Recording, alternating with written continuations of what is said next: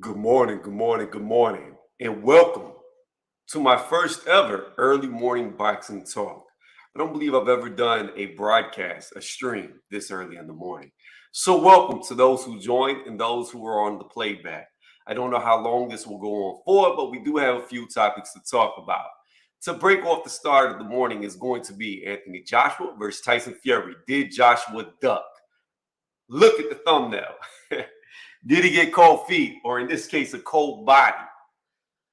This is very hard to break down because there's so many intangibles to this that we do not know. What we do know is Anthony Joshua slash Eddie Hearn slash Matchroom, they had a contract sent to them for 10 days. Tyson Fury gave them a 10-day deadline. He said last Monday that just passed 2 days ago, that will be the final deadline. Sign the contract by then. We know the contract was actually signed because Anthony Joshua responded on the prior Sunday to last Monday saying that I've got the contract, I'm going to sign it. However, it's with the lawyers right now. Now, according to Frank Warren, the contract was very straightforward.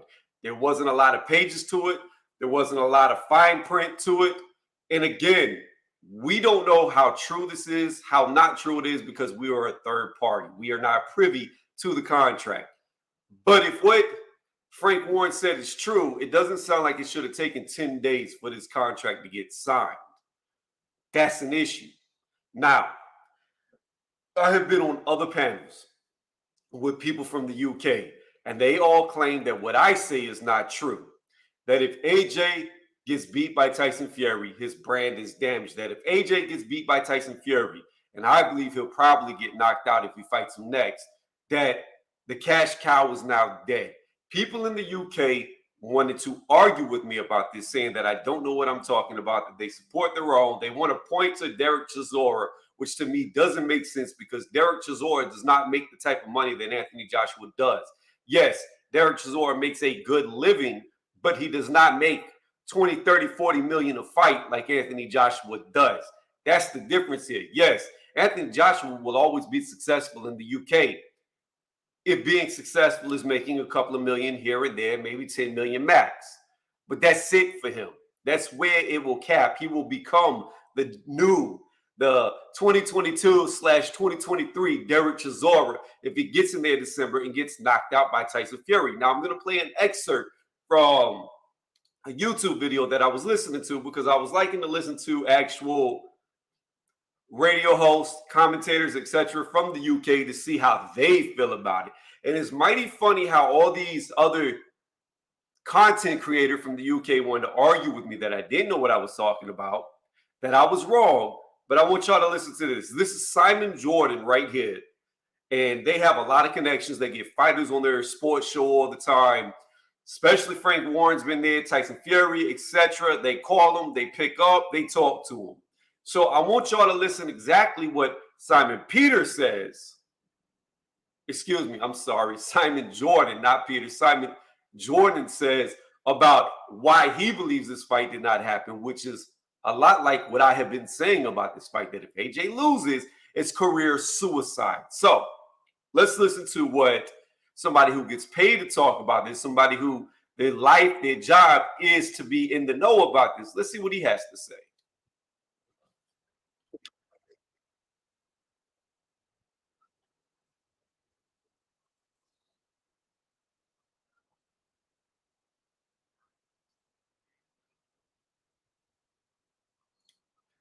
If he gets knocked out by Tyson Fury, he goes, no way. He's finished. He's done. He's retired. Now, that's not my words. That's Simon Jordan, who is backing up what I've been saying to people. That AJ, while he did lose the Usyk twice, he's one loss away from it being done. He's one loss away from it being over. Now, with that looming over his head, and the zone knowing that they signed this $100 million contract with him, I believe it was. Actually, I think it was like an infinite contract. Like the rest of the time that he's fighting, he's stuck with the zone. He cannot leave them. Or it was Matchroom, one of the two. But he's got a lifetime contract, and they're looking at it like, maybe AJ does want to fight, but if we put AJ in there with him, especially AJ being as mentally weak as he is, and I say that he's mentally weak for a few reasons. One, he didn't know how to handle the loss against Usyk. Two, you have a professional ex-world champion wanting to fight random college kids who talked about him, which doesn't make sense. Three, whenever he got beat by Usyk in the rematch, he got in the ring. First off, before he got back in the ring, he grabs two of the belts. I believe it was the ring and the WBO, spits on him, throws him out the ring, gets out the ring himself, comes back in the ring, grabs Usyk, asking him, how did you beat me? How did you beat me? I'm bigger than you. I'm stronger than you. How did you beat me? It was skill. You've got skill. And then talking about hip, hip, hooray. Like, Anthony Joshua literally had a midlife crisis in the ring. And I don't see how anybody with a logical mindset could believe that Anthony Joshua is ready for Tyson Fury after you seeing him mentally break down in the rematch after the fight was over against Usyk. The dude is not mentally ready. He's not prepared. He would not beat Tyson Fury. I'm sorry. There was a point in time when I thought Anthony Joshua was the best heavyweight. When I thought he would run through. He did what you want every champion to do. Collected one belt after another. Just started racking them up. He beat Charles Martin. He beat Joseph Parker. And I don't remember where he picked up his other belt. I don't think it was from Klitschko, but he also beat Klitschko. He did the hard route. He did the right thing. He never ducked anyone. Whenever Gerald Miller popped hot, he took on a real contender, a guy that many believe beat Joseph Parker and Andy Ruiz. He took him on with short notice, allegedly had a concussion in his training camp, but still went through with the fight. However, that was the biggest mistake that he ever made, because after he lost to Andy Ruiz, everything about Anthony Joshua changed. He's one of them guys where, and we see it all too often in boxing, guys go undefeated, they look unstoppable, and then they get beat the first time, and then they're never the same. After that first loss, they just keep racking up losses. And you can hear, we'll go to Floyd Mayweather, because one of the best boxers in a long time, and arguably the best boxer of our era, okay? He will tell you, like many other boxers will tell you, boxing is very mental. You have to have your mind. You have to have your wits. If you don't have your mind or your wits, you're going to lose. And right now, AJ doesn't have his mind or his wits, and I don't believe he's had it since he lost to Ruiz the first time. And I've been saying this. I've been critical over the Anthony Joshua that I saw when he came back in the Andy Ruiz rematch. A lot of people were pointing out the fact, and this is also how I knew Usyk was going to beat him the first time and the second time, which I predicted. When he went into the rematch against a fat, sloppy, I did not train Andy Ruiz, who took him lightly because Andy Ruiz won so easily outside of being dropped. He took AJ lightly. AJ had a sitting target, a punching bag in the center of the ring that could not move. He was sweating hamburger and bacon grease all over the place. Could not move. Joshua, the first clean connection he landed in the first Ruiz fight, he dropped Ruiz. He was down. AJ lost that fight not because he was big, not because he was strong, not because he was exhausted, but because he got reckless. He went in there like Deontay and just started swinging for the fences after he hurt Ruiz with the first solid punch, and he got caught. He got countered, and he never recovered. That's the real reason he lost. Had nothing to do with him not being skilled, had nothing to do with him not being a technical boxer, his IQ, none of that. He was in America for the first time. He got overzealous, and he paid for it. He made a mistake in a fight that he was dominating, that he should have won. But the outcome of that mistake was he comes into the rematch. He said, I'm no longer going to lift weights. I'm going to dedicate all my time to boxing. I'm no longer going to be the bodybuilder like Tyson Fury calls me. I'm going to be the boxer. I'm going to be fluid. And what did we see as the end result of that? You had this fat, sloppy, I can't move. I've got Krispy Kreme flakes coming off my skin, around my lips, looking like an off-duty cop in the center of the ring that could not move, and AJ hit him with everything he had. It never got hit back. Now, people looked at that fight and said, AJ boxed beautifully. I looked at that fight and I said, wait a minute, time out, hold up. In the first fight, the first solid punch he hit Ruiz with, he dropped him. In this fight, he hit Ruiz with everything he had and couldn't even make him blink. Couldn't even make the bacon grease fall off his head. Couldn't hurt him. And he was hitting him at will, moving around him. Then I said, after that fight, he did a good job. He boxed well. However, I see that he does not have the same type of power. He goes in the fight, I believe, a 40-year-old Pulev. Pulev may have been a little younger, but I believe he was 40, 38, 39, 40, somewhere around there. It doesn't matter. He fought a Pulev who was aged. Now, this is the point I'm going to make. The older you get, your punch resistance normally goes down. Everybody ages at a different rate. However, whenever I saw him get in there with Pulev, he hit Pulev with 7 uppercuts in a row. 7. Pulev did not go down. Pulev was looking at him, smiling at him, still coming forward after being hit in the face by 7 uppercuts in a row by Anthony Joshua, a guy that was a knockout machine. And I knew at that moment, in that fight, even though the end result was a knockout, it's irrelevant. I looked at the hard shots that he landed that normally would have knocked guys out, that would have rolled their eyes back in the back of their head and they would have been staring up at the fucking rafters. Like, they would have been looking up at the ceiling, not knowing where the hell they were. Pulev walked through 7 of those and wasn't even hurt. And I knew at that moment, at that time, his power is gone. The AJ that we're used to seeing, the tank, the dominant force, he's no longer here because he's changed up his training regimen. He did the wrong thing. He was built for power, built for strength, and now he took it away. And he's not fluid. He doesn't look much faster than he used to. So where were the gains? There were none. So when the Usyk fight got announced, I knew, looking at it, this dude's got no power anymore. He thinks he's a boxer, but he's not fluid. He thinks he's a boxer, but he's not agile.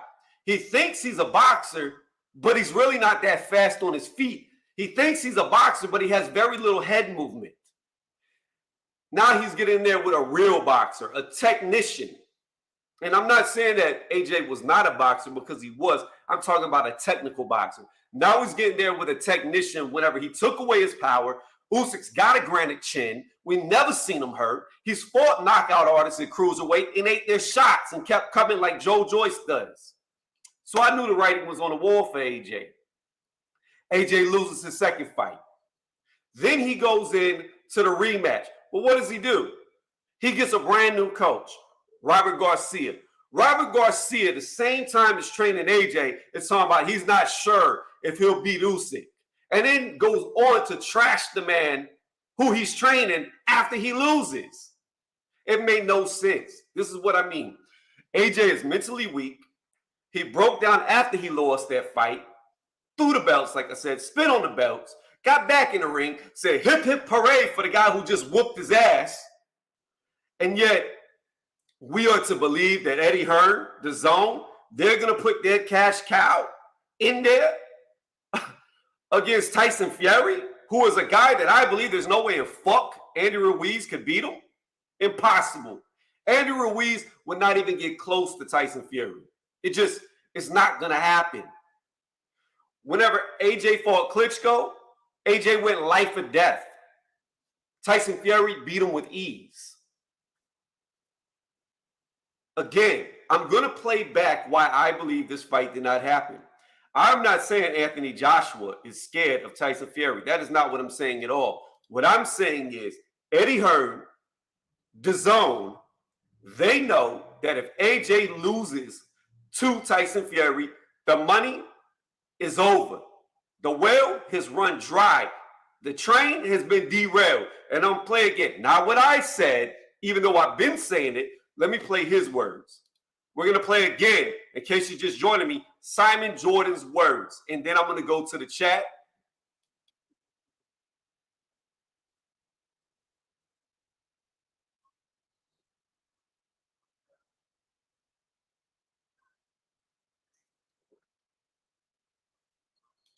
He goes nowhere. He's finished. He's done. He's retired.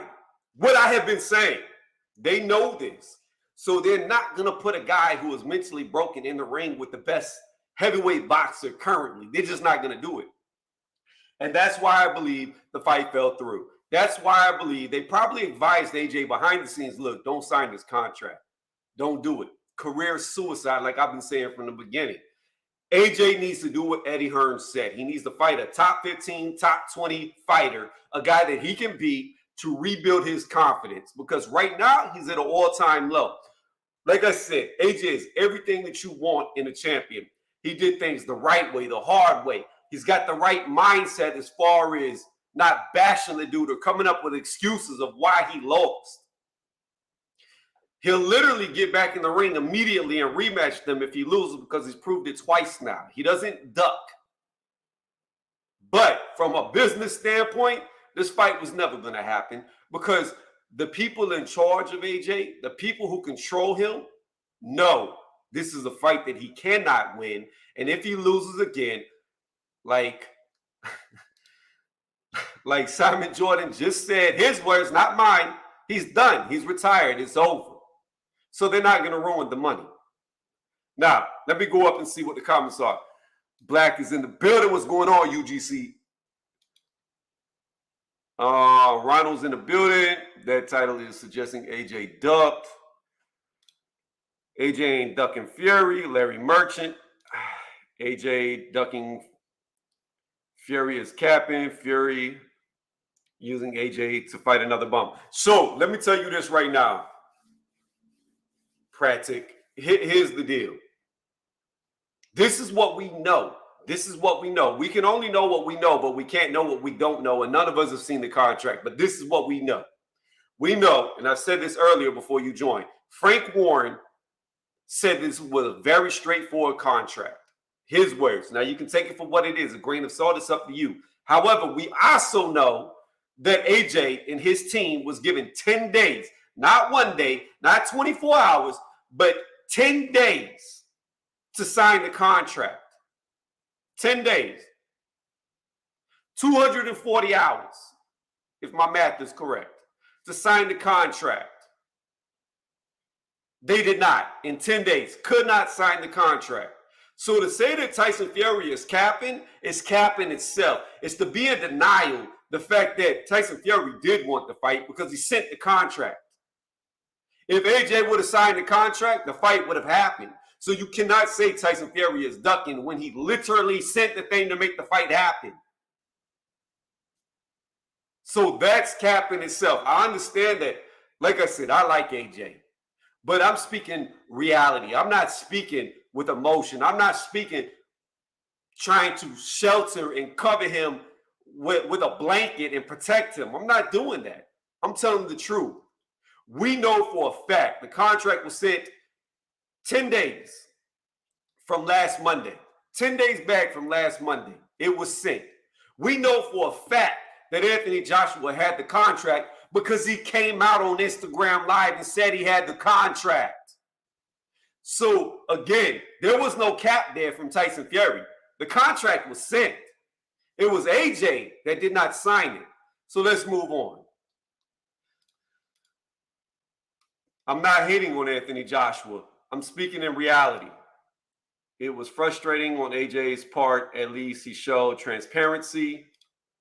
A fight of that magnitude needs a lot of work. Somebody or someone needs to tell Fury that he had 10 days. I want to hear this.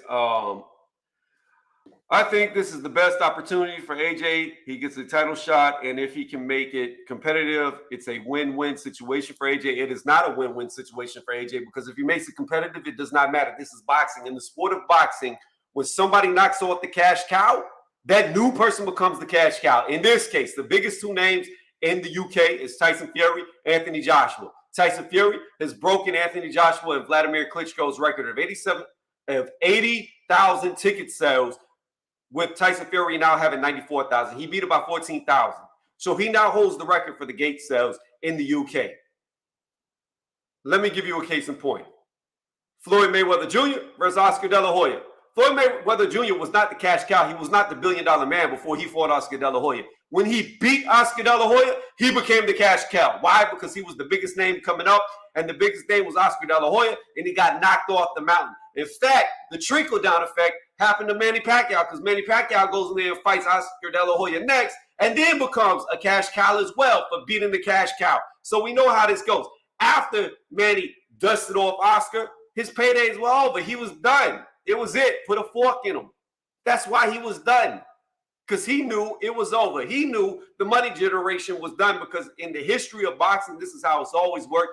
And that's why when I played the excerpt from Simon Jordan, he's telling you that. And this is a guy in the UK somewhere. I don't know if he's British, Irish, Scottish. I don't know what he is, but I know that he said what I said. So that's just how business works in boxing. And they're not going to put AJ in there to get beat by Tyson Fury, so they never make another dollar off of him, at least on the magnitude that they're used to. Because then Tyson Fury will be making all the AJ money. Tyson Fury will be getting the sponsorships that Anthony Joshua has. Let's read more comments. AJ is mentally still in it. No excuses were detected. I disagree. You cannot say Anthony Joshua is mentally still in there when this man spit on 2 of the titles, the Ring Magazine, the WBO, and threw him out the ring. You can't say he's still there mentally when he got out the ring, came back in the ring, and is yelling hip, hip, hooray for the guy who just beat him. You cannot say he's mentally there. You didn't hear it? We didn't hear it? Okay, I'll play it one more time so you can hear a radio. I don't know what he is. I don't know if he's on the radio. I don't know if he's a commentator, an analyst. I don't know, but I'll play it one more time, so you should be able to hear it this time. Listen to what he says.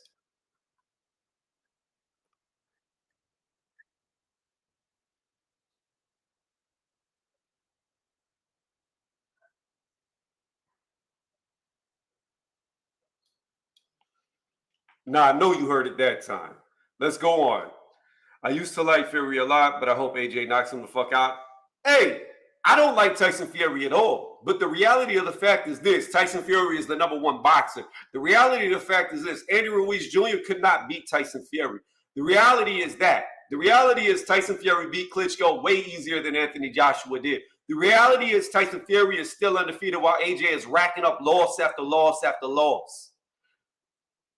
Let me see. No big fights like this get made in 10 days. I disagree with you. I disagree with you 1,000%, Larry Merchant. Here's the deal.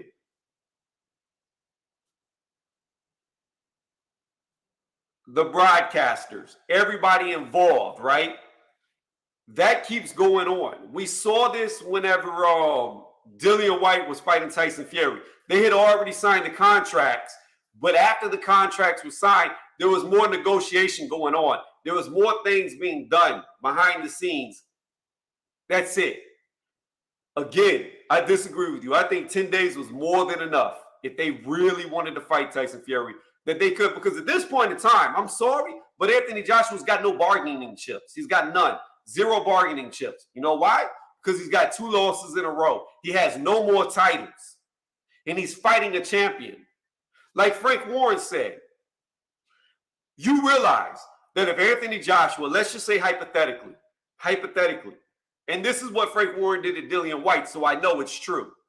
Let's say hypothetically, Anthony Joshua works his way back up, becomes the #1 contender, becomes the mandatory for Tyson Fury.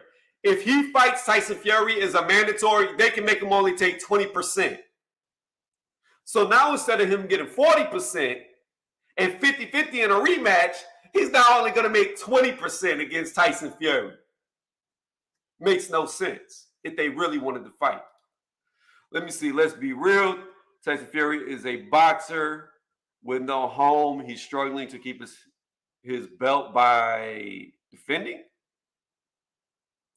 I disagree. Let me see.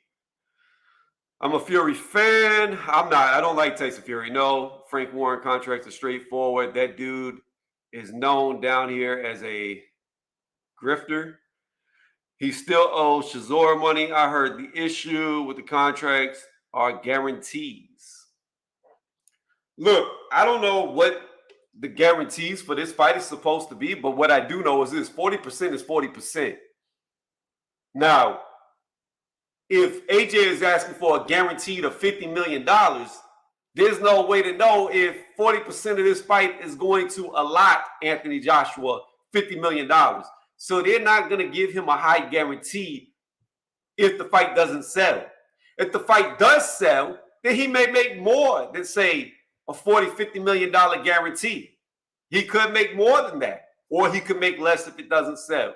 So I'm not going to go off of that guarantee saying that, oh, AJ has to get this guarantee. I'm sorry, you're a dude coming off of 2 losses and have not had any fights since those 2 losses. We don't even know what you're going to do right now. We don't even know how many people are going to support you in your next fight. We don't know how many people are going to be interested in Anthony Joshua versus another Dominic Brazil. We have no idea because he hasn't done it yet. So again, I think 40% was more than fair, and 50-50 in the rematch was more than fair. And I'm not saying that Anthony Joshua was scared of Tyson Fury. What I'm saying is the people in charge of Anthony Joshua are smart enough to know he's not going to win this fight. He's not mentally stable. He cannot beat Tyson Fury at this point in time. Now you give him some tune-up fights to get himself back together, maybe. Maybe he has a shot. It's doubtful, but maybe he does. Let me see.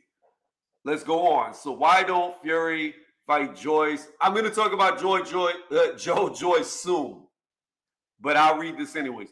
So why don't Fury fight Joyce or someone next? They are on the same side.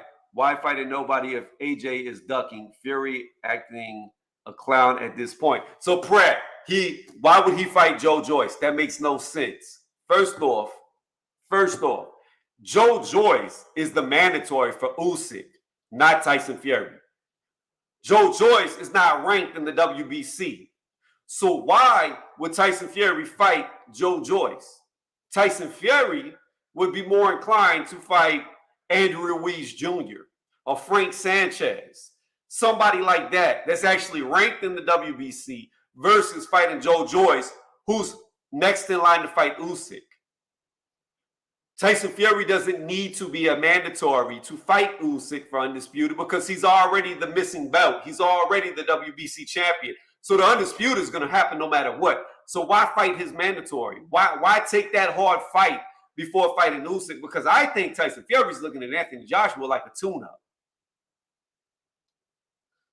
Let me see. You're assuming the contract was perfect when it was sent through. We all know how long lawyers take. So here's the deal, Larry Merchant. It doesn't matter if the contract was perfect or not. Here's the fact of the matter. If there was stuff that needed to be changed in the contract, they could have sent back the contract. Frank Warren said they received nothing back. And I'm saying allegedly to that because I don't know what the truth is. But if you're not even making the effort to make the corrections, you don't really want the fight. You knew what the deadline was from day one. You know we have 10 days. That's why you pay those lawyers all the money they get paid to make sure that they're actually expediting it. They actually have a priority to this because you only have X amount of time or you lose the money. So again, I disagree with that fully. Your cash cow theory will be proven with his next fight with Char. That fight don't feel even at 60. We don't know what it does. We do not know what it does, and we do not know if he's officially fighting Char. That's who they're talking about. Char sending messages back. Fury's sending messages back, but Fury is still up in the air. He's still up in the air with who he's going to fight next because we truly don't know. They were talking about him fighting Char before they even announced that they wanted to fight Anthony Joshua. So logic would tell you that that's probably the guy they're going to fight next. But until it is official, we don't really know what he's going to do. We don't know if Frank Warren is going to give AJ a grace period the way he can sign the contract in a few more days. We know Tyson Fury wants to move on, but we really don't know what Frank Warren's going to do in the situation. Trying to get through all these comments so I can move on to the next topic. Fury was just rushing to keep his advantage after all. He's linked to, I don't care about that. Hearn is not going to allow Frank Warren to fish eyes his boxer. Look, if AJ could beat Tyson Fury, the fight would have happened. I don't believe. Hit! So I'm going to say this, and I don't want to say this because people keep defending this. I'm going to say this, and I don't want to say this because I like Anthony Joshua. But here's the problem that I'm starting to have as I'm reading these comments. This is not the first time this has happened. This is the second time. See, Anthony Joshua opened up his mouth a long time ago saying that he would fight Deontay for $50 million. He was offered $50 million, and they backed out of it. Now, he was offered a Tyson Fury contract, and he's backed out of it. Who is the common denominator in backing out of fights in this case? Tyson Fury, on the other hand, wanted to fight Usyk. He wanted to fight Usyk. Usyk was the one saying that he could not fight this year. Usyk was the one saying that he wanted to spend time with his family. Usyk was the one saying that, oh, I'm injured. I can't fight you in December. That was Usyk, not Tyson Fury, because Tyson Fury was trying to fight him this year. So again, I cannot hold this fight not happening because of Tyson Fury when they sent the contract. You cannot get around the fact that they sent the contract, and you cannot get around the fact that Anthony Joshua admitted that they sent the contract, that he had the contract. You cannot get around the fact that Anthony Joshua stated on last Sunday that he was going to sign the contract, but did not. There's no getting around that. Have you seen the contract? No. So how you know the contract is as it should be? I've already stated that we have not seen the contract. We do not know how the contract is, but I can tell you this right now. Larry Merchant. If Tyson Fury was to email me, contact me, and tell me I had 10 days to sign a contract to fight him for, he's going to pay me $10 million, I haven't boxed in like 15 years. 15 years I have not boxed for. Probably not that long. Probably like 11 years.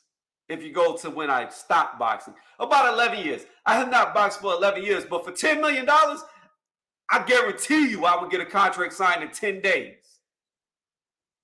So, again, I don't care what you're telling me right now. You have lawyers that you pay to get the contract straight. You have a deadline. They are paid to meet that deadline. If that deadline is not met, it is not on the person who sent you the contract. It is on you for not responding to the contract. Let me see. Is it true they took Joe Joyce out of the WBC rankings recently? I don't know if he was ever in the rankings for the WBC. Who has he ever fought in the WBC? Maybe Christian Hammer? I don't even think Christian Hammer was ranked in the WBC when he fought him. So Joe Joyce, to my understanding, hasn't been fighting any WBC ranked fighters. So why would he be ranked? Usyk and his team already said he isn't fighting till 2023. If Fury ducking makes no sense, you want Fury to sit around and wait. That's my point, young gun. That's my point that I said earlier, young guns. That's what I'm telling. That's what I'm saying. It was Usyk that came out and said that he did not want to fight Tyson Fury this year. So you cannot blame Tyson Fury for looking for a fight elsewhere when it's Usyk who's in the negotiations with Tyson Fury right now to fight him in the beginning quarter of next year. You cannot blame Tyson Fury for that. Fury is constantly lying. The problem, Larry Merchant, is the fact that Fury didn't say that. Well, he did say that, but Usyk has confirmed it by coming out and saying that he is trying to set up a fight for early next year. First quarter of next year, Usyk's team has come out and said that. So again, there's no lie needed whenever we have Usyk stating it out of his mouth in interviews. Okay, I thought by the title you were insinuating. Hold on. We're going to get to that, young guns. We're going to get to that. Is Fury ducking Usyk in a minute? Because there is a second part to this. I am only strictly talking about December. But if we want to get into next year, here's the problem. And we'll go ahead and jump. We'll jump ahead of the order just to talk about this. It came out today. Actually, yesterday, depending on where you are in the world, today or yesterday, that Tyson Fury, according to Usyk, is saying that he will only fight Usyk for 500 million pounds. That's it. If he does not get paid 500 million pounds, the fight will not happen. If that is true, if that is the case, and if Tyson Fury truly will not fight Usyk for for less than 500 million pounds, then you could definitely say he's ducking. If that is the end result. If that is true. If Tyson Fury is truly believing that he'll get paid 500 million pounds, which is probably 600-700 million US dollars, there's no way this fight makes that much, and there's no way he's going to make that much. And there's no way Usyk can pay him that much, because Usyk ain't no cash cow, or hasn't been a cash cow as of yet. Maybe his next fight he will be. Maybe a lot of people will be interested because he beat AJ twice in a row. I don't know, but what I do know is he doesn't have 500 million pounds to pay Tyson Fury for an undisputed match. You shouldn't believe Frank Warren. Nobody ever taken Hearn to court. Whereas, look, Larry Merchant, I'm not trusting Frank Warren. What I'm telling you is Anthony Joshua came out of his own mouth and stated that the contract was sent, and that he would sign it, but he never did. That's what I'm trying to tell you. I'm not trying to say you should trust Frank Warren. I'm not trying to say that he's the most reliable source. I'm not saying any of that. What I'm saying is Anthony Joshua came out of his own mouth and stated that the contract was sent and that he would sign it. There's no needing to trust Frank Warren from there on, because we know where the contract's been for the last now 12 days.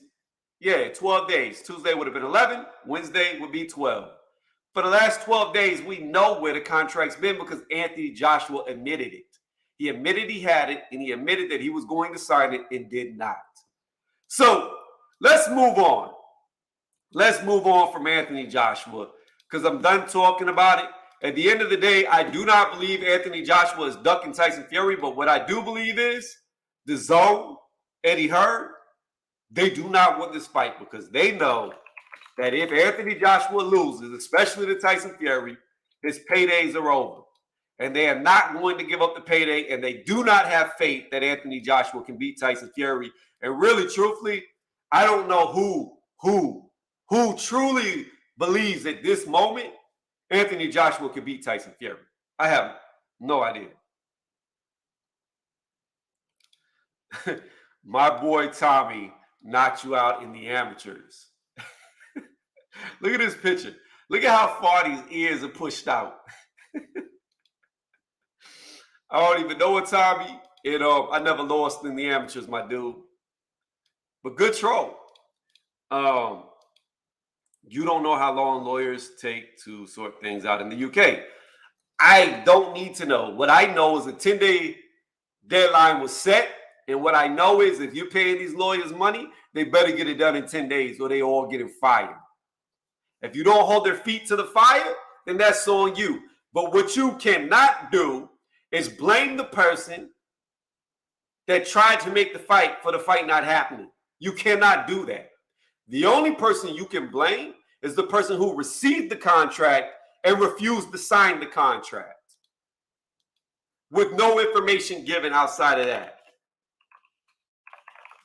That's what I'm saying. That is all I'm saying. Now, bear with me one moment. Bear with me one moment as I change the background.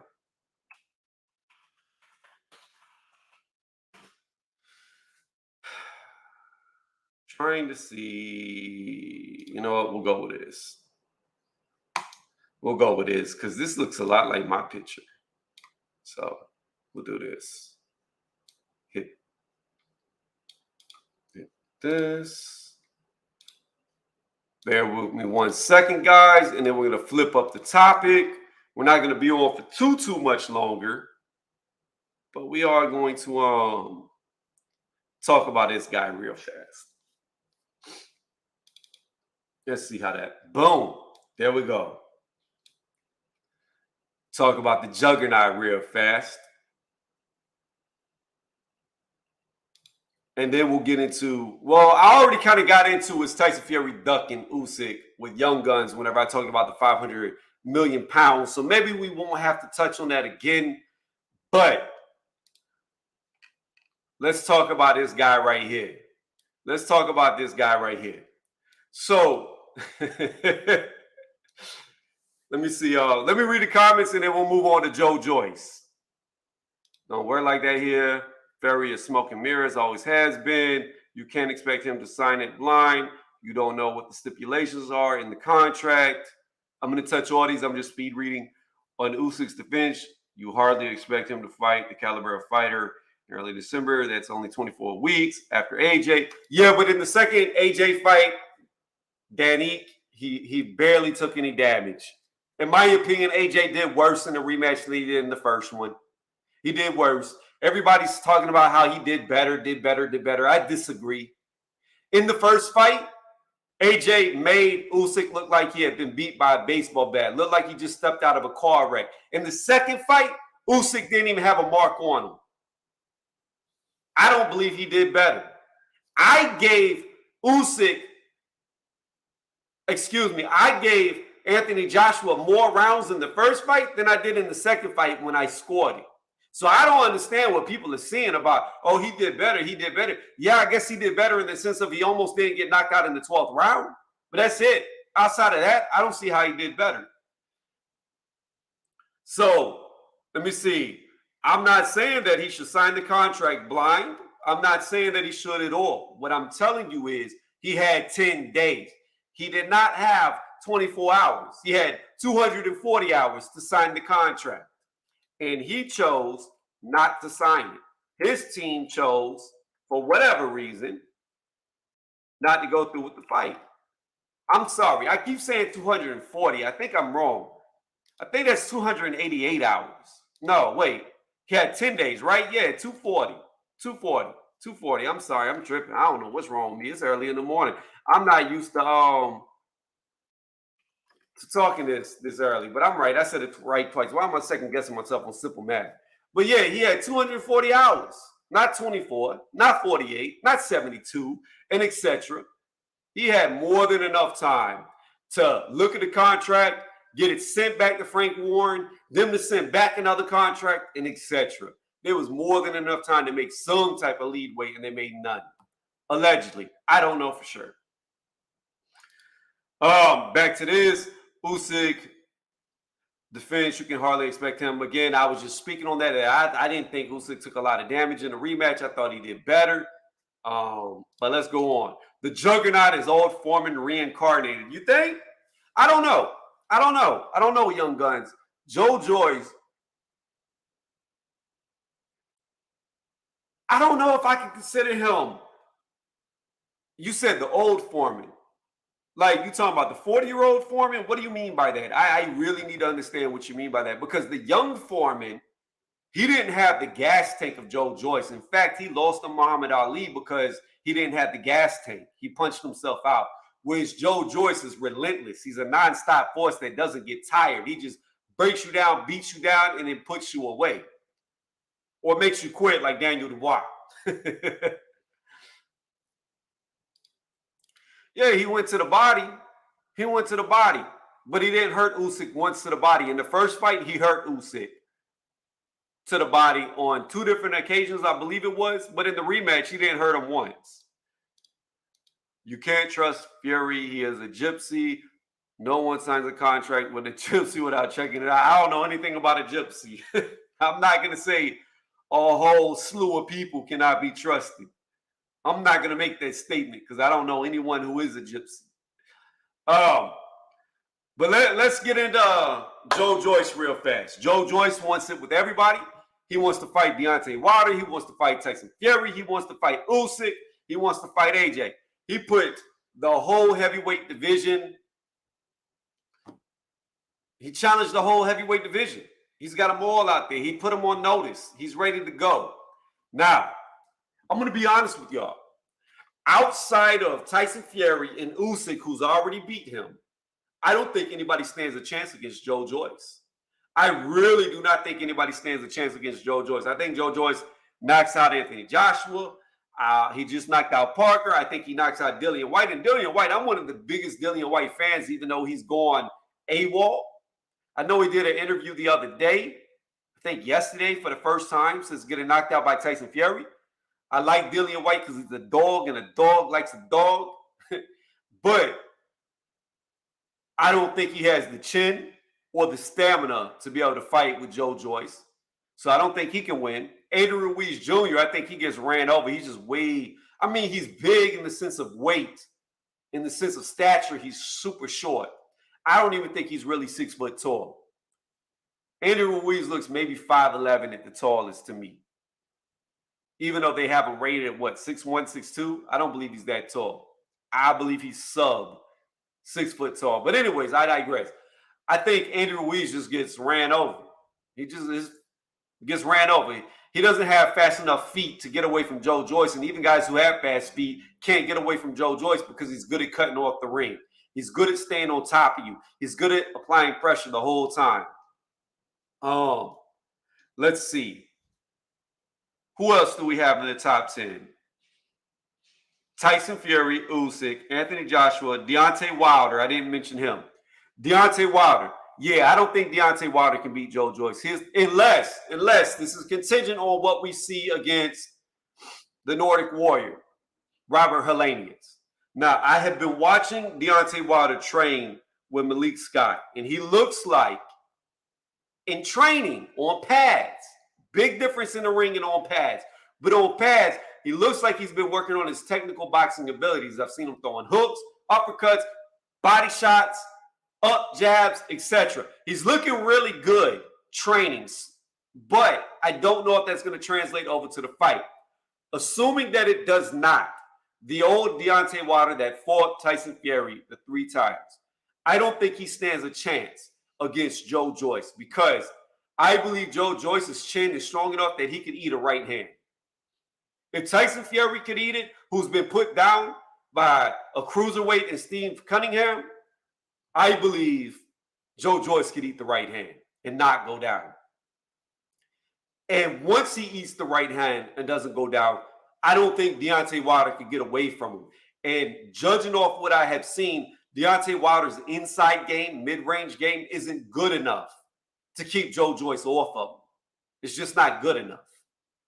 So I don't see how Deontay Wilder beats Joe Joyce unless under Malik Scott, he's worked on his mid-range and inside game. If that be the case, if he's become a technical boxer, which he has not been, then it may be a little different. But at the moment, I think Joe Joyce just eats the hand and then walks through him, breaks him down.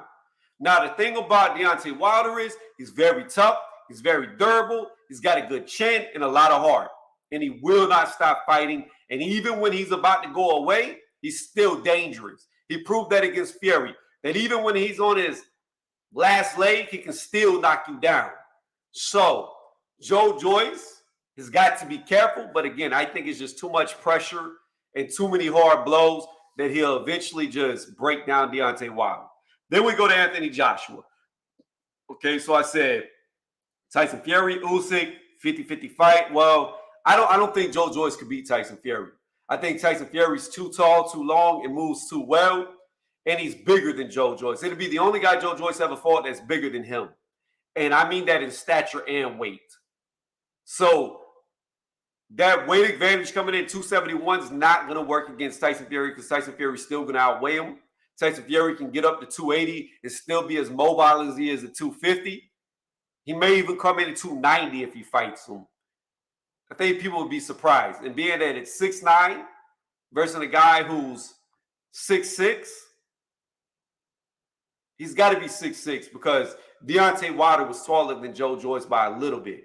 Very little bit. So I'm assuming Joe Joyce is 6'6". I'm not positive. I'd have to look, but he looks like 6'6". Anyways, I digress. The point is, Tyson Fury moves too good. Usyk's already beaten him. However, I believe Joe Joyce only weighed 180 pounds when he fought Usyk, and now he's 271. So it's a 50-50 fight. Again, Anthony Joshua, he gets knocked out. Anthony Joshua cannot, he's always had this issue. He shells up whenever a bunch of punches are coming at him, and we know Joe Joyce is not going to stop throwing punches. Anthony Joshua's got faster hands than Joe Joyce, but his feet are slow. AJ is very robotic, very stiff, doesn't have a lot of head movement, doesn't have a lot of lateral movement. And I don't think he can hit hard enough to hurt Joe Joyce, especially after losing all the weight. If Pulev can eat 7 uppercuts in a row, there's no way AJ is going to stun Joe Joyce off of one shot. If Anthony Joshua couldn't hurt a 220-pound Usyk, he's not going to hurt a 271-pound Joe Joyce. He's just not going to do it. He's not the same guy that he once was. He's not that same bodybuilder. He's not that same powerhouse. He's just not. So we got Tyson Fury, I believe, beats him. Usyk 50-50. AJ gets starched. Deontay I believe, gets starched. Andy Ruiz Jr. definitely gets starched. Who else is in the top 10? Dillian White should be in the top 10. I already said I believe he gets starched. I don't think he has the chin or the endurance, mainly the endurance.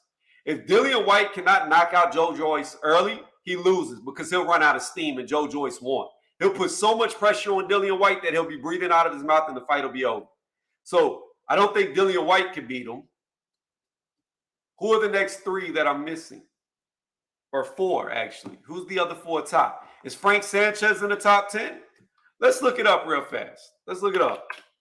Top 10 heavyweight boxers. It's hard to know who they list globally in the top 10. Let's look this up real fast. So we've been through Fury, Usyk, Wilder, AJ, Ruiz, Parker, he just beat. Sanchez, I talked about. Yeah, so Sanchez, that would be an interesting fight. And I'm going to get to the comments, guys, in just a second. Joe Joyce versus Frank Sanchez, to me, is very interesting. Very interesting. Because Frank Sanchez is a very good counterpuncher. He's very good with the Cuban style of moving, staying on the outside. Even if guys are longer and taller than him, because of how Cubans fight, they neutralize that by their body movement and their counterpunching. They bait you to come in, which Joe Joyce will come in. And the thing about Joe Joyce is he's very susceptible to the overhand right. And Frank Sanchez throws a very good overhand right. So that's an interesting fight. It's a very interesting fight. I would say that it's a 60-40 fight in favor of Joe Joyce, but I would not be surprised if Frank Sanchez makes Joe Joyce have a run for his money stylistically. Stylistically, that's a very hard fight for him. Hrgovic, I believe he's a top 10 too, right? Hrgovic is the only guy I know in boxing right now that is slower than Joe Joyce. Hrgovic has looked very bad in his last fights, especially against Zhang. And Zhang is a guy known to gas after the 6th round. So I don't think Hrgovic gets knocked out quickly. I don't know if it goes 4 rounds. I think Joe Joyce starches him in 4 rounds. And I'm going to go back to the comment sections in just a minute. Yeah, from what I've been seeing, Hrgovic looked better before COVID. After COVID, to me, he looks like he's regressed a lot. He does not look the same. He looks much slower. His body movement's not as good. His power doesn't even look like it was.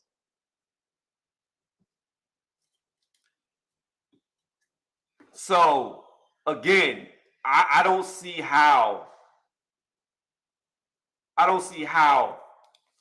Hrgovic could beat Joe Joyce.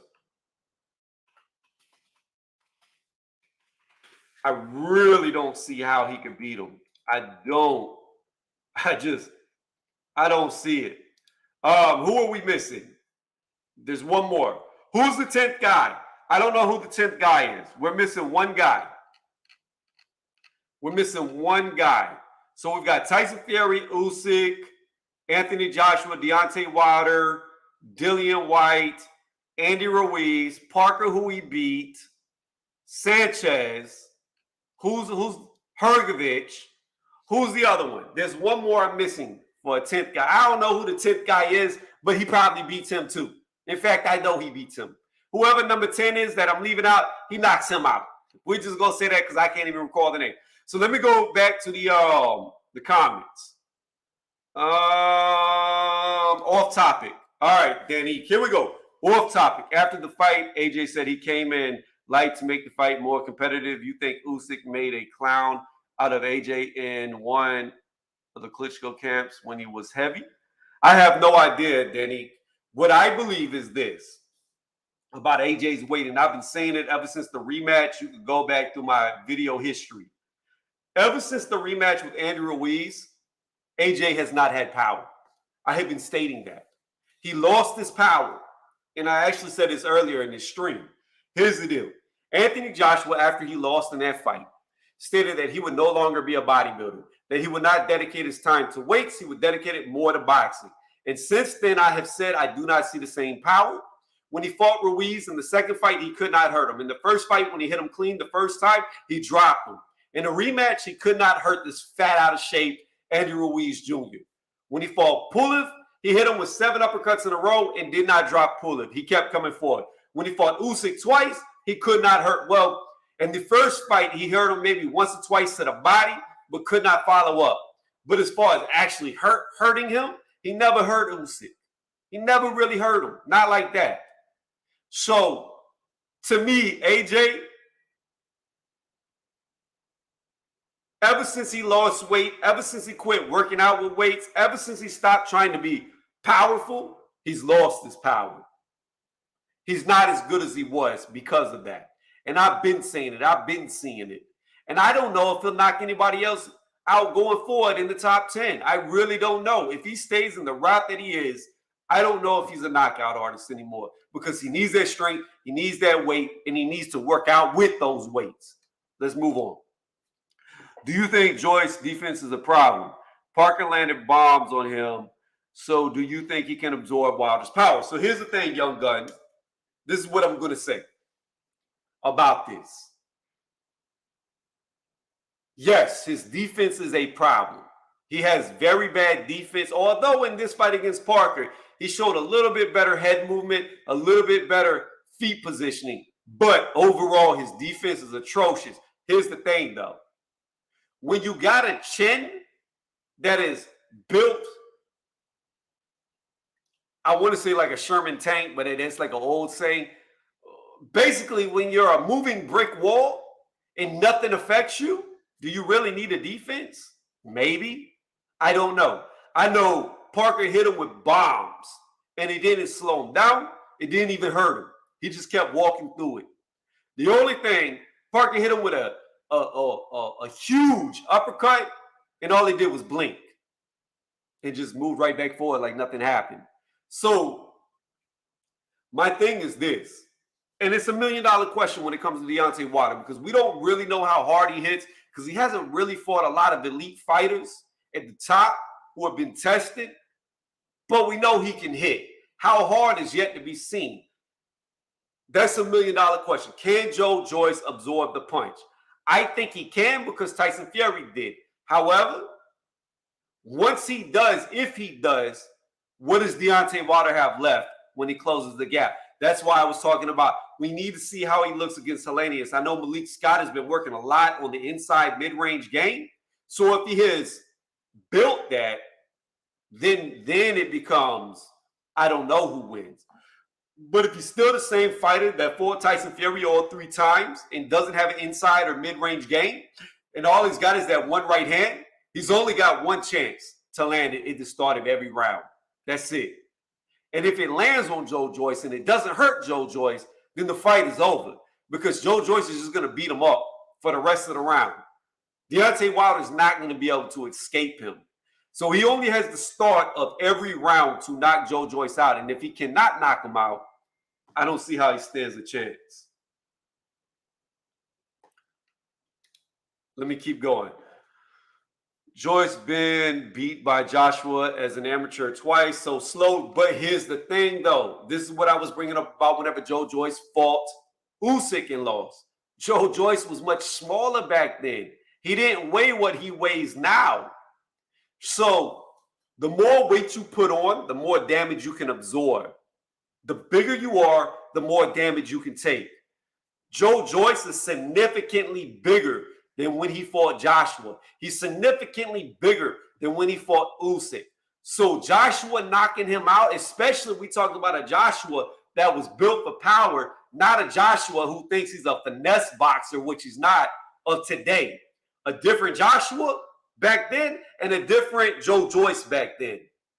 So I think the end results of today would be completely different than what you saw back then.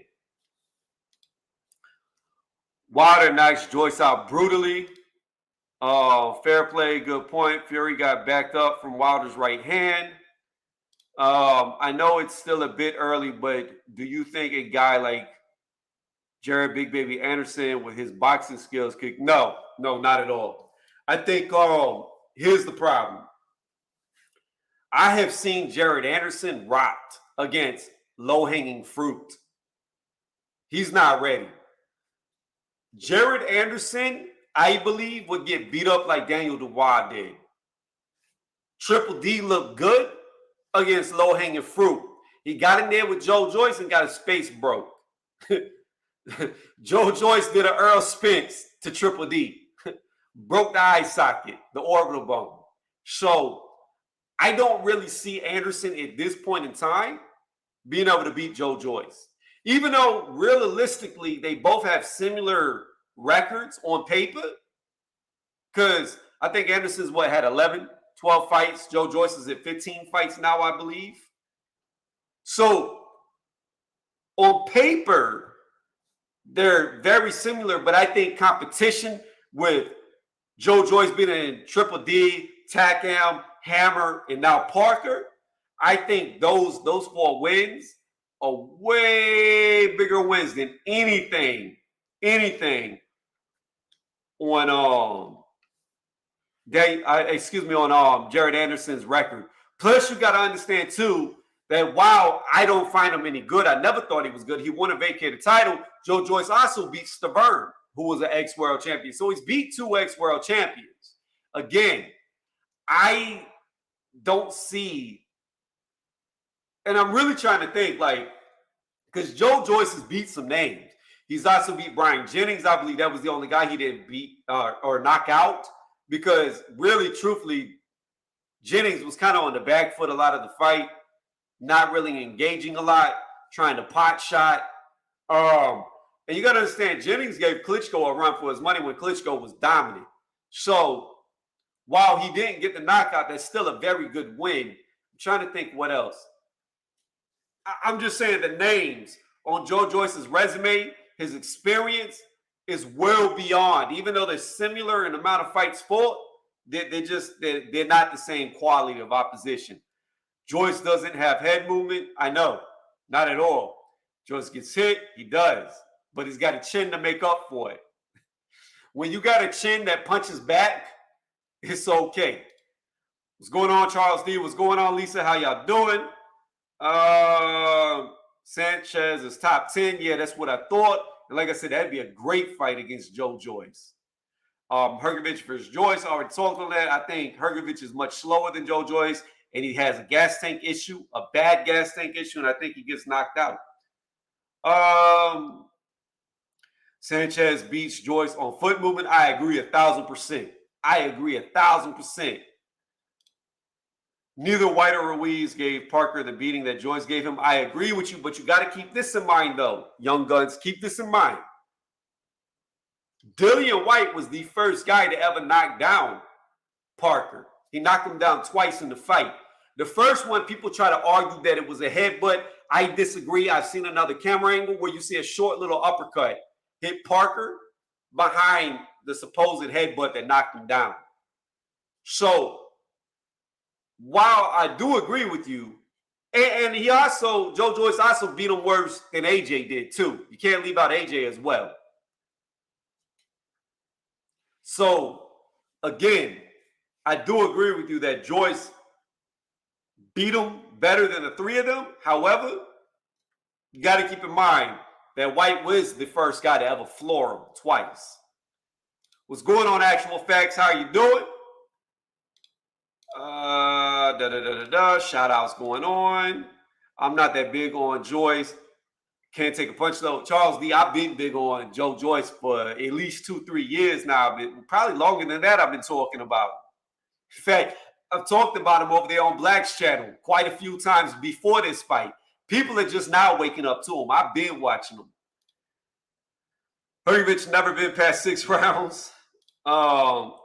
Joe Joyce throws a punch on Thursday and it lands. So Young Guns, I said this. In fact, so there's another YouTube channel with Tunde. He does it, right? It's Tunde and I forget the other guy's name. Anyways, I digress. Joe Joyce was on there the other day and I wrote a comment. He read the comment on his stream. However, I don't think Joe Joyce got the joke.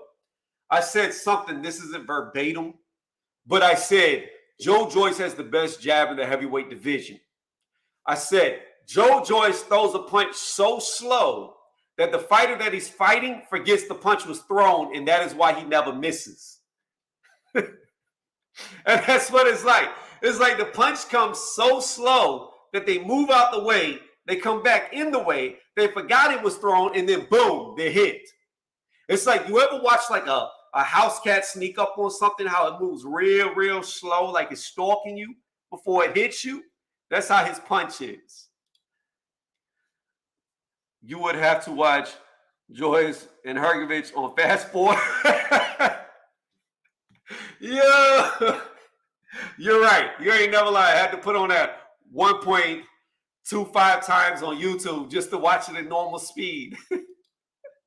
And even then it might look slow. Said Pulev probably, Usyk was hurt to the body. Only in the first fight, not the second fight. Lisa against AJ, if that's what you're talking about. Usyk's footwork, stamina, and hand speed beats Joyce. That's what I said earlier, Charles. I brought this up earlier about Usyk and Joe Joyce. Usyk's already beat Joe Joyce. He already beat him with no headgear, the normal size gloves. However, there was a big difference back then. Joyce was significantly smaller. If I heard it's very hard to hear the weight for the fight, but it sounded like the guy said that Joe Joyce was only 184 pounds when he fought Usyk. If that be the case, he's right at 90 pounds heavier than he was when he fought him way back then. So it's a different fighter. It's a different guy. He's much bigger, much stronger now. So the fight won't play out the same. I do believe it's a 50-50 fight, though. I'm not ready to say that Joe Joyce runs through Usyk, and I'm not ready to say Usyk can dance around him. It's a good fight. Tony cooking, boxing breakfast, respected and work, listening. Yeah, I be who I be. This is my first time ever really going this early. I think I'm going to start doing early morning ones like this. I'm kind of like getting to my conclusion now, though. But more shout-outs, laughing. Joe Joyce is so slow, he is actually fast. Yo, speaking of that, he's so slow, he's actually fast. Y'all know the old saying in boxing, and whenever I say this, y'all are all going to recognize it. And remember, it's this. Speed beats power. Power beats timing. Timing beats speed. Okay? However, there's a fourth intangible now. There's no longer three. I have to add this. Speed beats power. Slow beats speed. It makes no sense. Joe Joyce makes no sense. But in this case, slow beats speed. Every single time. It doesn't matter how slow he is, how fast his opponent is. He beats them. He beats them with slow. Who would have ever thought that slow would be one of the top attributes in boxing? Slow beats speed. Every single time whenever Joe Joyce is in the ring. There's not a time when slow has not beat speed. Tackle, that's what tackle is. He's a speed, mobile boxer. He got beat by slow.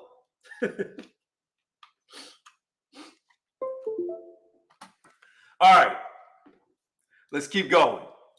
You see that? You see the punch from damn training camp. Charles said he walks up and throws the punch at the first day of training camp, and 12 weeks later, it lands on the fighter's face. Was only 4 rounds as well. Yeah, it was. It was a short fight. However, I'm just saying that we know that Usyk already outboxed him and beat him. That's all I'm saying. That Usyk did not get ran over. But again, it was a much smaller Joe Joyce. And then the final topic, I believe, on this video title was is Fury ducking Usyk? Now, I know I stated earlier, and I talked about this earlier. I stated earlier that it was Usyk that pulled out that it was Usyk saying that he did not want to fight in December, that Usyk did all that. Not going to hide that. However, here's the problem going on right now. In fact, before we switch the topic, let's do another background.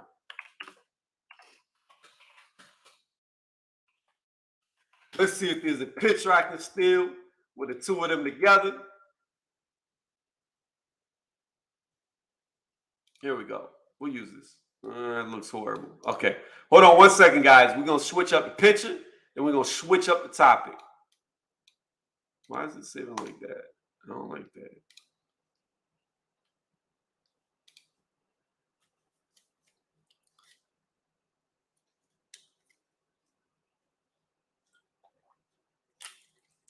And what I'm going to do before I go is I'm going to open up the chat. What's going on, Lost Starter Boxing? You catch me towards the end. I'm going to open up the chat in just a minute.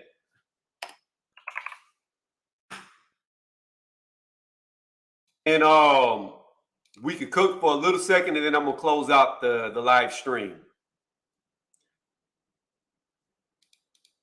Here we go. Boom. All right, let's change the banner to, that's not it. Let's come here. Let's come here.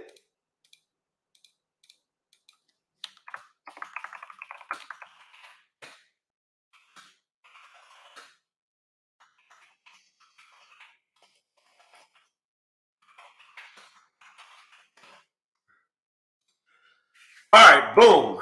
It's not, where is it? Wow, there we go. Oh, look at that scroll. Look at it scrolling. Okay, so here's what I saw. Let me pull up this article. I want to pull up this article real fast so we could talk about this. Hold on. I've actually got to Google this real fast. So give me a second. I'm going to pull it over to the side so y'all can see what I see. I believe this is the article that I read today. Okay, let's go here. All right, so let's bring this over. Can y'all see what I see right here? Let's make this full size. All right. This is what Usyk said. Oh, whoa, whoa, whoa, whoa, whoa, whoa, whoa, whoa, whoa, whoa. Stop. Don't you fucking do that. Get out of here. Get out of here. Look at that. Ad trying to F me up. Anyways, it says right here, Usyk made this statement about Tyson Fury. He said he's talking about 500 million pounds for the fight. He's a lunatic, but in a good sense, I mean, I'd also want 500 million, but it's something crazy. So if this statement is true, right here, he's talking about 500 million pounds, there's no way this fight happens. And if Tyson Fury truly is asking for this much money for the fight to happen, he's ducking. He doesn't really want the fight. There's no way around this. There's no way getting around this right here. 500 million for Undisputed? There's no way that money generates that much money. There's no way. Like Tyson Fury thinks he's a bigger name than Floyd Mayweather and Manny Pacquiao when they fought. No, he's not. It's not even close. Like, there's no way it generates that much money. So that's my 2 cents right there. If this is true and Fury's just not doing and saying what he normally says, then he's ducking because he's overpricing himself. He's pricing himself out of the fight. I'm hoping he's lying. I'm hoping that it's just one big troll, but I don't know if it is. So again, 500 million pounds. Again, let's do a conversion real fast because I'm really, for all the people in America like me, 500 million pounds to dollars. It's okay. It's not that much more. I thought it was a lot more. So that's only 531 million. So it's only 31.5. 31,500,000 more than 500,000. So it's not really that big of a difference when you're talking about 500 million, but still, I digress. There's no way he's going to get 500 million pounds. $531 million? No way. He said $500 million.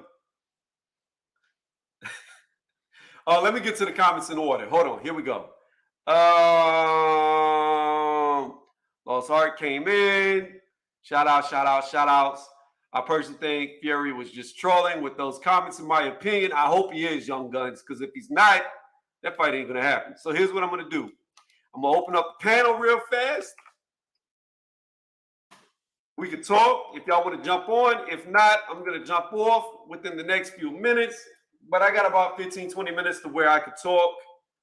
I got to send a text message real fast. So while I wait for people to join, if they join, there's that. Don't forget, if you haven't done it yet, hit the thumbs up. I always forget to say that. I always forget to say hit the thumbs up. While I'm thinking about it, while I'm sending this text message, hit the thumbs up.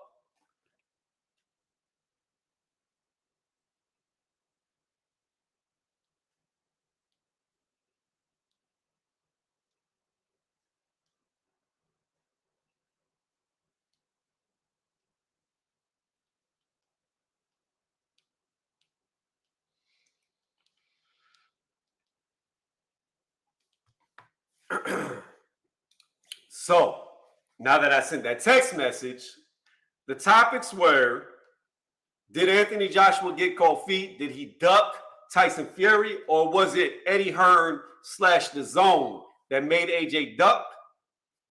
Joyce, he put the whole heavyweight division on notice. And then is Usyk ducking Tyson Fury again? If anybody wants to jump on, all you got to do, click this link right here. You'll pop up in the back. I'll let you on the panel. We'll chop it up, hear what you think. And if not, like I said, soon I am going to be ending this live stream.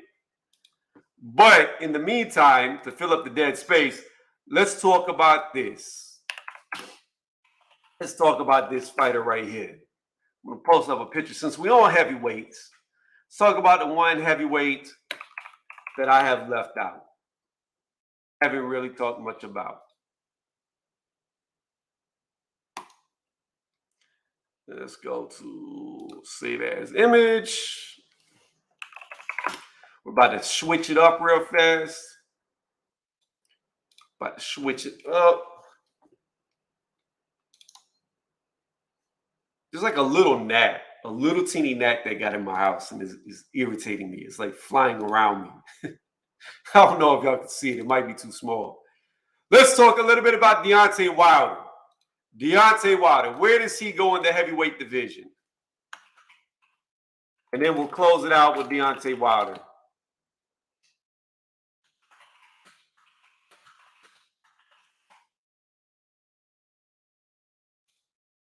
Okay, so there's a couple things I want to say about Deontay Wilder while I'm thinking about it. And we had Usyk brought up. Here's what I do not like. Usyk stated that if Tyson Fury fights Anthony Joshua, he would fight Deontay Wilder. However, we know that Tyson Fury is no longer going to fight Anthony Joshua. And it looks like Usyk is retracted and no longer going to fight Deontay Wilder because now he's in negotiations with Tyson Fury. So I was looking forward to seeing Usyk versus Deontay Wilder only because I believe truly that Deontay Wilder has more of a shot at beating Usyk than AJ did. And I only say that because Usyk is going to get hit by the right hand. He's going to get hit by that right hand. Can he take the punch? I don't know. He's very durable, but could Deontay Wilder knock out Usyk with that one shot? It's a possibility. It's a strong possibility. Now, we know that Usyk would outbox Deontay Wilder close range, mid-range. All day long, close range, mid-range, Usyk wins, hand down. But here's the problem. With Usyk, sorry, my mouth just got dry out of nowhere. With Usyk only being 6'3", Deontay Wilder is 6'7", and Deontay Wilder being very good at catching people at the start of the fights coming across the ring, could Usyk make it across that ring without getting hit? I don't think he could. Now, the million-dollar question is going to be, can Usyk take a straight right from Deontay Wilder and stay on his feet? Because here's the thing about it. While Usyk could outbox Deontay Wilder, I do not believe he can knock him out. I do not believe Usyk has the power or the weight to do to Deontay Wilder what Tyson Fury did. Deontay Wilder has proven himself to be very durable. Even though he was knocked out, and had a towel thrown in, he still took a beating and never quit. He still took it. And even when Breland threw in the towel in the rematch against Tyson Fury, he was in the midst of throwing, I believe it was a left hook or a right hook. I think it was a left hook when the towel was coming across, even though he was beat up in that rematch against Tyson Fury. So the dude has a lot of heart. He's got a good chin. He can take a beating and doesn't give up. So with that being said, Usyk not being the hardest puncher, Usyk relies more on death by 1,000 pillows to where he hits you 1,000,000 times and he just wears you out. And that's how he's got most of his knockouts. I don't know if he could do that to Deontay Wilder. So I think the fight from the first round to the 12th round, it would go first off. And I think it would be very dangerous from Usyk from the first round to the 12th round, only because of that punch. Because whether or not we can sit here and argue about Deontay Wilder fighting the best of competition, what we cannot argue is he has knocked out multiple men much bigger than Usyk. Much bigger than Usyk. Hold on one second, guys. I got to get some water. I'll be right back.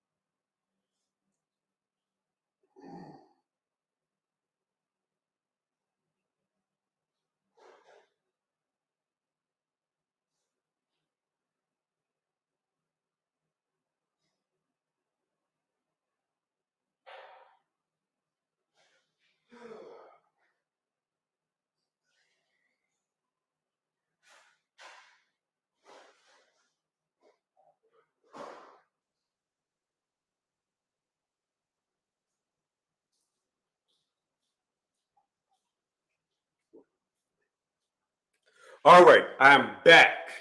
I had to walk away for a second. My throat got dry, and I could not stop coughing. I need to see something because I'm not seeing any chat. What? Are people still typing? No. Okay. All right, whatever. We'll roll with it. Anyways, to close this out, because it doesn't look like anybody's going to jump on the panel today, which is fine. Oh, there's a bunch of hidden comments. I should have had YouTube up. Damn.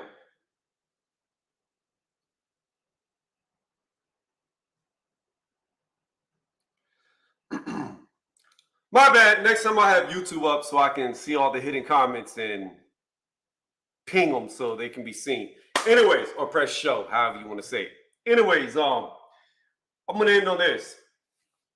It's unfortunate that Usyk no longer wants to fight Deontay Wilder, that he's now in negotiations with Tyson Fury, because that's a fight that I would have liked to have seen, which is crazy if you think about it, because if Fury would have fought, let me restate that, because it was AJ that did not sign the contract.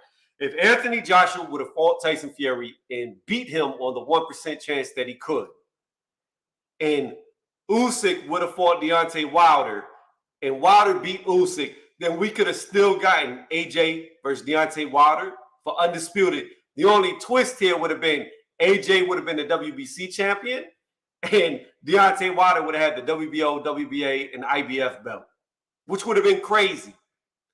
But unfortunately, because of how things played out, that's not even a possibility anymore, because Usyk's not going to fight Wilder, and AJ is not going to fight Tyson Fury now.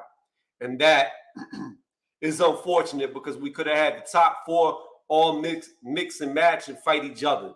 But now we won't get that. So, with that being said, this has been Tony's Reviews on my first ever early morning boxing show or stream, whatever you want to call it. And I'll catch y'all on the next one. Y'all have a good day and a good night.